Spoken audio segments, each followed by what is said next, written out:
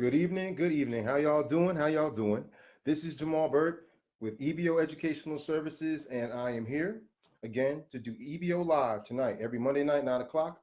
And last week we talked about raising your college student, how to transition from high school to college. But tonight we're going to talk about what happens after they already get to college. Now, the title of tonight is called Coping with College, Avoiding Freshman Follies. Freshman Follies, those times when you first get on campus and, as a freshman, when I first got to school. Oh, by the way, I'm repping my school here. Morehouse, what's up? Morehouse, the house, the house, the house. Man, I loved it out there. Now here in Atlanta. And when I first got there, freshman year, I had some issues. It was really difficult to try to understand where to go, what to do, what classes to pick. When I first got on campus, it was really difficult just for me to kind of just navigate the college world. But I have some tips here that I definitely want to, share with y'all, that I share with a lot of my seniors and my juniors and their parents, to kind of get them to know what to do once they finally get on campus, and, to kind of make their time be used most efficiently so that they can get out of school in those 4 years and really make a difference. Now, a lot of the stuff that I learned came from personal experience, some mistakes.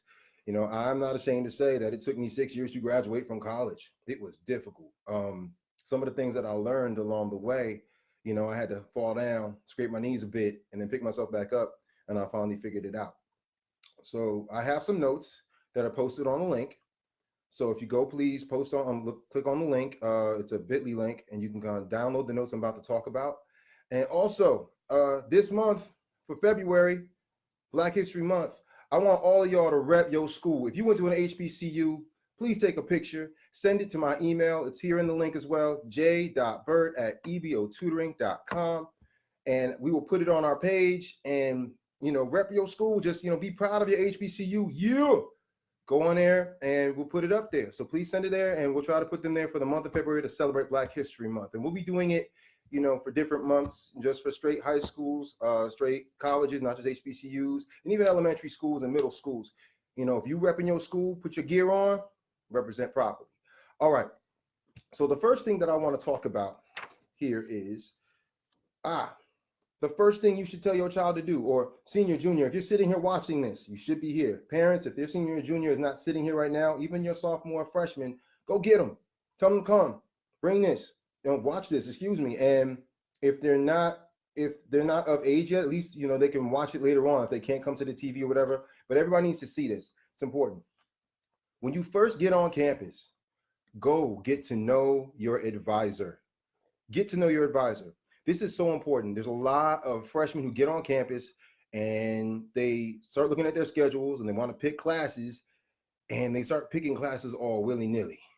And what I mean is, they look at oh, that's a nice class. Ooh, photography, that's awesome. Ooh, let me try. And it has nothing to do with their core curriculum, has nothing to do with their major that they're really trying to be focused on. And what happens is they spend time in a semester or two picking classes that have nothing to do with where they're really trying to go. And they should be using that time to pick their core curriculum first. Their advisor is going to tell them, and I'm telling y'all, do your core curriculum. Get the math out the way. Get the foreign language, whatever requirement that is, out the way. The science out the way first. Get it done first. Because once you get those out the way, they always tell you you shouldn't declare your major until the end of sophomore year anyway. I changed my major 5 times. Okay, I went from psychology to music to sociology to something else. I can't remember. And then I finally settled on English. But I'm telling you, if you start to take all these classes that you think you want to take before you even settle into your major, making sure you want it, then you're going to have to backtrack now and take all those classes you should have taken on the back end that you could have taken care of on the front end, which is one of the reasons why it took me a while to get out of school. Okay, so please don't pick all the fun classes that you think are going to be awesome to you, because I've never taken that, but I always wanted to know. That's not a good idea. Don't do it. Okay. Fun classes are a waste of time. Sorry, I had to leave that off with that. Now, the second thing I want to talk about are when to pick your classes, how to schedule your classes. When I teach my SAT, ACT classes, I spend also time telling students this. You should know the best time to schedule your classes during the day. That was a mistake I made too. When I first got freshman year, I realized that, hey, oh my gosh, you mean I could take classes at like 5 in the afternoon, 4 o'clock in the afternoon? Let me do this. Yeah, I could do that. I don't have to get up early anymore. This is awesome, right? So what happened is my freshman year, I went to school on a scholarship, and the requirement was simple. Keep a 3.0, you keep your money. Cool, I'm gonna do that. I mean, hey, I've always, I did pretty well with school. I always kept my grades up. So freshman year came, I'm in school. I pick classes in the afternoons. I don't have to get up early. You get on campus, and when you get there in August, here in Atlanta, it's real warm. And there was a spot on our place on our campus called the Strip, and we would sit there at the Strip and watch. Me and the guys would sit there, and first time in Atlanta, first time looking at all these beautiful college ladies walking by, like it was, wow, awesome. So like I've never seen a place like this before. This is great. And class would go by, and sometimes you waste time out there on the Strip looking at the girls doing all this other stuff like that, and you kind of hear the bell ring, but sometimes you don't really go. You get caught up in the ambiance of the whole situation. Long story short, there were times where I went to class in the afternoon, but when you go out on the quad and you hear the DJs out there, because it's the first days of school, and they're partying and people are having food and they eating and doing all kinds of stuff, you ain't feeling like going to class when the party's going on outside, right? It's difficult to make that decision as a freshman because you're thinking, hey, this is college, I can go to class, time can pass and it'll be all right. I'll make it up later on, this, that, and the other. People, tell your children, please pick morning classes. Pick morning classes. It's the best thing for you to do. Because when I got there my freshman year and I picked these afternoon classes, and I would miss classes because of all different kinds of events that were going on at school that time, and all the different fairs that came on, and there were concerts that came through, and just all kinds of stuff. By the end of my freshman year, I had basically partied so hard and had so much fun that by the end of the freshman year, I had a 2.98 GPA. Then people snatched my money. I lost my scholarship after my freshman year. I know I'm confessing right now, but sometimes there's power in the testimony here. And I'm telling you, it was a hard lesson to learn. Now, I got the money back. I won't tell you exactly how, but I got the money back, and I was just blessed to have that. But I learned my big lesson freshman year. So when I came back sophomore year, this is what I did. I picked classes from 9 a.m. till about 12 a.m. or 12 p.m. I was in class every day, at least between 9 or 8 a.m. to 12 p.m. And then I would go and spend about an hour at Club Woody, they called it, which is the library. I went to the library for about an hour or two and studied for all the classes that I had that day. So by the time about 2 o'clock, 1 o'clock, 2 o'clock, I was out. I was free to do what I wanted to do. At that time, when people were finally going off and partying and going to the different whatever was going on the quad or things like that, I was free. I was able to do what I wanted to do. I went to my classes, I studied, then I was able to get my social time in, and by that night, I was ready. I go to sleep and get my rest, and I wake up the next day and start all over again. I took care of all my stuff, which is a huge part of time management in college, taking your classes early and getting them out the way. Now, you got to remember, in college, you don't meet at your classes every single day. For those of you who went to college, you remember this. So there's time between your classes where, you go to class on Monday, Wednesday, and Friday. So you have that day gap in between, and then Tuesdays and Thursdays. So you have day gap between those two. So many students think, oh, man, this is awesome, right? I only have to go to this class once every other day. Y'all, the professors, they give you work to do between them days. And the amount of work you got to do is going to take maybe a day and a half to 2 days to do. So don't just think, oh, I get to skip out on doing my work and I can push it off. Not a good idea, y'all. You will get bogged down. You'll get lost. You'll get left behind when it comes to the process of the classes. Now, some classes are going to be easy, but others are going to be more difficult.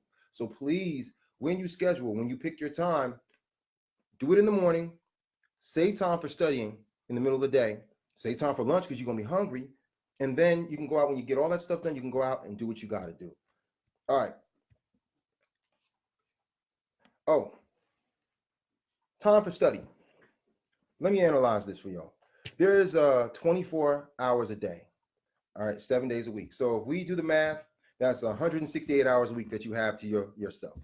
Now, when you're even in high school or even in college, let's say you're in class from 8 o'clock in the morning and you schedule your class until about 12 in the afternoon, whatever, that's 4 hours. That's 4 times 5 days a week. All right, that's 20 hours. You take away from the 168 that you have. Then you say you're doing extracurricular activities. We'll take another 10 hours of that. That's 30. Then you take, I don't know, whatever else you got to do. Free time that you're having friends and doing your social studies. I mean, I'm sorry, social life, whatever. So when you take all that away from the 168, you still got about 100 hours left to yourself. What are you doing with this extra time for real? Are you using it wisely, or are you, I don't know, are you just messing with it? Are you just wasting it? What are you doing? Please use this time to study. If you could take out of the 168 hours that you have out of the week and just say 1 hour a day, that's 5 out of the 168 hours you have, your grades will stay afloat. Your grades will, at least you'll be able to stay on top of things. Students, I know you're not used to studying, but what's a student's main job? A student's main job is not just to go to class and get good grades. A student's main job is to study. It's part of the word student. You need to study. So if you're not studying, you're not actually being a student.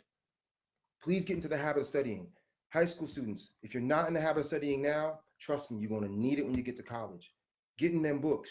Stop playing around, because I'm telling you, you can lose your money. They will take that money from you, not even thinking twice. I was 200ths of a decimal point off from my limit, and they took my dough.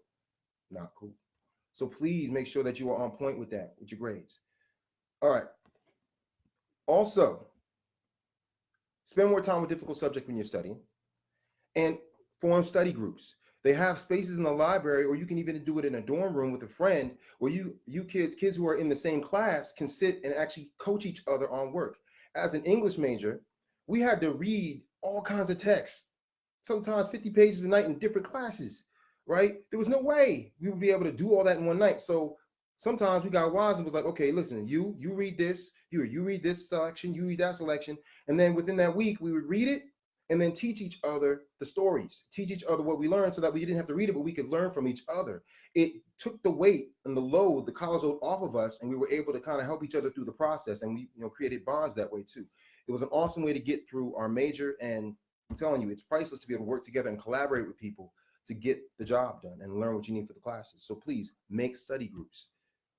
Now, I'm going to talk about the 3 S's. The 3 S's are extremely important to know when you're going to college, and that is sleep, study, social life. Sleep, study, social life. Folks, you can only have 2 of them at a time. Choose wisely. You can sleep a lot and have a social life, means you ain't going to be able to study much. Or you can do your social life and study a lot, but you're not going to get a lot of sleep. Or you can sleep and you can study, kiss your social life goodbye a little bit. So choose wisely out of the 3. Please make sure that you are on point.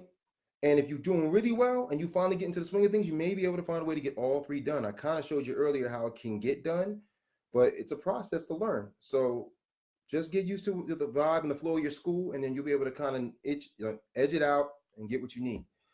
Okay, the last thing I want to talk about is avoiding money pitfalls. I will never forget how many times we would walk down the strip again, going to Clarkland University, and they had these tables on the side set up for all these credit card companies, and they were enticing. They would tell you, hey, come get this card. You can sign up, put your name on the dotted line, and then you'd be able to, get what you need. And if you need the books or things for schools, that you can use a credit card. And it was like a trap, because a lot of kids, I'm glad I didn't do it, but a lot of kids would sign up, get these credit cards, and on top of the college debt they already have, now they're racking up credit debt because they didn't really understand the concept of finances and credit. Tell your child about credit. Tell them about the credit card people that are going to be sitting out there just trying to bait and hook them to get to sign up for things they don't really need. Not at that time. Right now, your child should be trying to at least have, a bank account. How to manage that right. So don't really go into the credit area. Try to steer them clear from that. All right. I don't have too much else to say about this topic. I do want to say, if you have any questions about this topic or any other educational topic, please feel free to ask. Write a comment or something about this, and I'll be happy at this point to kind of answer questions. And I was on a college tip last week and this week, but in the weeks coming, like next week and after that, I'm going to start talking about some practical things to do at the elementary school level. What to do with your child to get them to understand, the primary stuff. What's most important for them to understand in math and in reading at the early stages, that you can help at home as a mom and try to ask your teacher to do to try to get them prepared for what's going to happen in middle school and high school. EBO is a place where we're kind of holistic. And what we do is we don't just teach and tutor students how to do better in school. We also teach them, we mentor them, we raise their spirits, we encourage them to do the best, but we will give you the practical tools you need to make sure that students get what they need to get to that next level and succeed and exceed the limitations that are perceived that they have within the school. So I'm here. Please ask away. If you don't have any questions in a little while, then I'll definitely, I'll get off. And please download the notes that I left here. It's probably a little more thorough than when I talk. When I kind of talk, sometimes I go a little quick. My brain's just racing. But it's just because there's so much to cover about this. And please tell your child, don't make the mistakes that most do. I made a lot of mistakes. I made a lot of mistakes in college, and I had to learn the hard way. But I'm here to share that with y'all. Please just, also, rep your school. I'm going to say it one more time. Rep your school. This month, HBCUs, Morehouse. If you have some gear from your HBCU, put it on. Send it to j.burt@ebotutoring.com, the pic, and I'll put it on the page, and I'll showcase everybody repping their HBCUs this month for the rest of the month of February. So please put that up in there. All right, y'all. It was great to talk to y'all again. Please hit me up, send me a message, and I'd be glad to respond to you. Take care. God bless. And I will see you again next Monday, 9 o'clock, for more EBO Live, educational tips, and other things that will help your child get to that next level. Take care. Good.